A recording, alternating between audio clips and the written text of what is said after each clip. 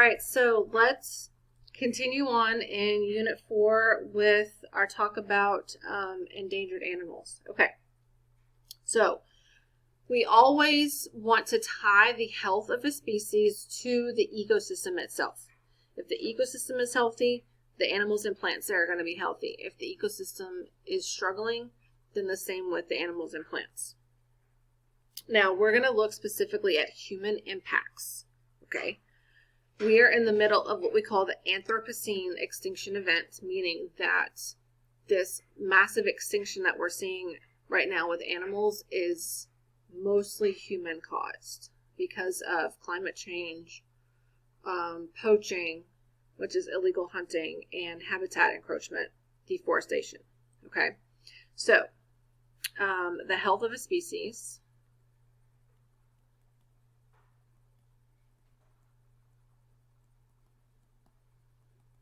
is linked to the ecosystem.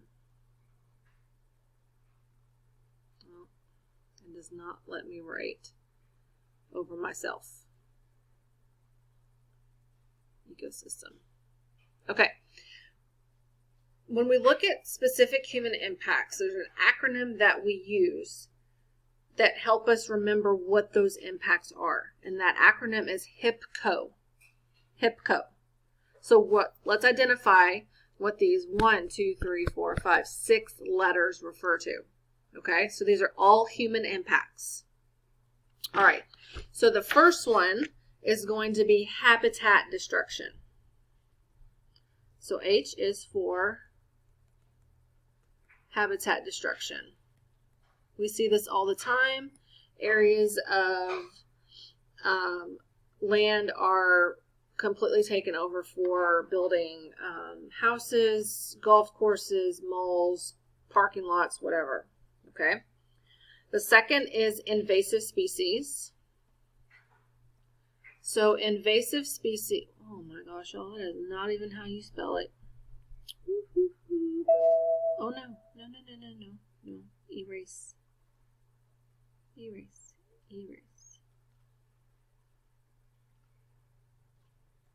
go. Okay. Invasive species we're going to talk about here in just a second, but it's animals that aren't supposed to be there. They're animals or plants that are not native to that particular area. So invasive, let's finish spelling this out, y'all. So invasive species. Okay, the first P is for population growth. We've already talked about human populations and how human population growth is exponential right now, and so that is basically what's leading to habitat destruction. All right, the second B is for pollution. More modernization, more people on the planet, increased pollution. The C stands for climate change. Burning of fossil fuels releases carbon dioxide into the atmosphere, which traps heat, causes an increase in the Earth's temperature. All right. And the O is for over-exploitation. Now, y'all are probably like, what is that? Over-exploitation is basically when we are taking an animal and raising it for profit. Okay. So you have examples of this would be bees. We know that bees are struggling heavily right now. Fishing, cows. All of these are raised for human usage, and it can also cause extinction of them as well because we're not allowing massive genetic diversity to happen. Okay, now what we need to understand about all of these, when we talk about all of these together, okay, these are the main factors leading to the loss of biodiversity. So remember HIPCO. So leading to the loss of biodiversity. Okay. Now, habitat fragmentation. I'm going to put a video in a discussion post for you guys about wildlife corridors because they are freaking amazing. So habitat fragmentation occurs when you have a large habitat broken into smaller ones because of development. So habitat fragmentation is when you have a large habitat broken into smaller ones because of development. So let's say they build a highway and it interrupts migration patterns. Some places, and I think the video that I want to show you guys is in Colorado. They just built one, and it's basically a nature bridge that goes over the highway. And it's like grass and rocks and trees and stuff. So it looks like part of the environment. And so the animals use it to cross over back and forth. And it's so cool. And it saves animals from being hit by cars, which is so amazing. So habitat fragmentation examples are going to be roads, pipelines for oil, logging. So that's your deforestation right there. And we know that this is going to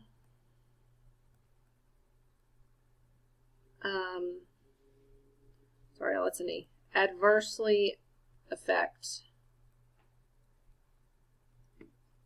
the inhabitants. Okay. All right. So let's look at. Sorry, that's my dog shaking his head. All right. So let's look at, on the next page, how we can help as humans. Okay? So conservation. We want to be able to limit hunting. We want to limit the competition between invasive species because we want to give these animals a chance. Now, hopefully y'all watched the video that I posted before break about the white rhino and how they're trying to save it from extinction. So this is all human driven. What can we do to help? Do you think we should even help, or should we just let it go extinct naturally? All things that you have to consider. All right, so let me scoot up here a little bit because we're going to write some stuff at the top. Okay, so we know that extinction is happening because of human influence. So we have extensive hunting, and if it's illegal, we call it poaching. Okay. And we have competition with invasive species.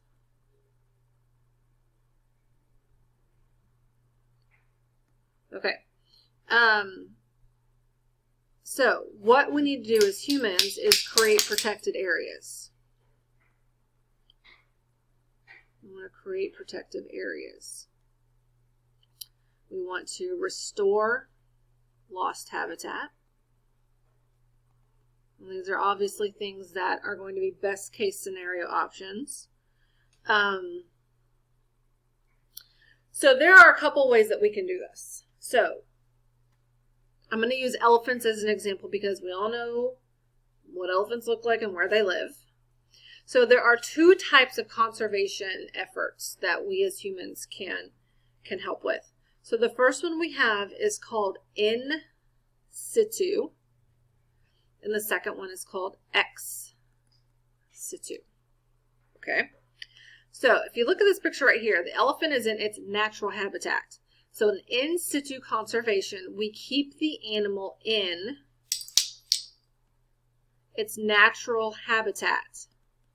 Now this is probably going to be some type of protected reserve, because we want to reduce the availability of access by humans. Okay, we don't want humans to have access to this location because of poaching. We know that elephants are poached because of the ivory. Ivory is basically one of the banned items for trading internationally. You can only purchase ivory in the black market. Okay. The other type of conservation effort is called ex situ. So if you look right here, this looks like it's in a zoo. Okay, so ex situ is going to be outside the natural habitat. So this is most likely going to be zoos. Okay, now there is nothing wrong with most zoos. Most zoos worldwide are heavy into conservation efforts. They want to protect the animals. They want to take care of them as best as they can. Now, there are some locations where people just use these animals for show, and those animals don't live very long lives. And a lot of times those zoos get shut down internationally. So, I don't want you to always think of a zoo as a bad thing. Most of them are great, and they have very good intentions. Okay, so when we are looking at how to protect these endangered animals, what are ways that, other than, we have the in situ and ex situ conservation, how can we reduce the rate at which these animals, my dog, at which these animals are declining? Okay, so this would be a great way to respond to a free response question. What are different ways that we can provide protection? Okay, one would be to criminalize poaching.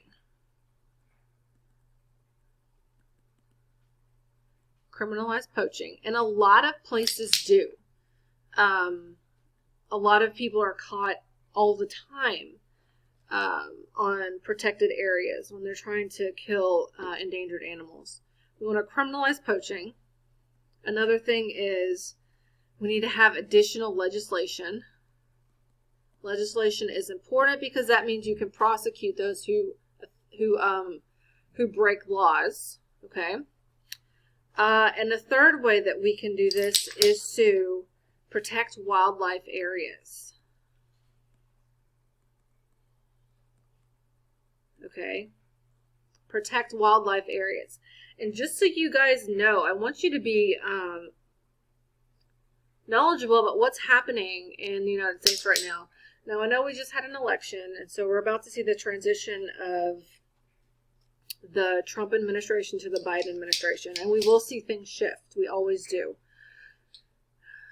Over the last 4 years, the current administration has done a lot to weaken animal protection. They weakened the Endangered Species Act, and they tried to eliminate it completely. They opened back up hunting of wolves in Yellowstone, and currently they are trying to sell off as much federal land as possible to allow for development, specifically oil drilling. So the next administration has vowed to come in and reverse all of that. So we'll see what the future holds. Okay. All right. So I have run out of time with this video. We're going to pick up with the next one.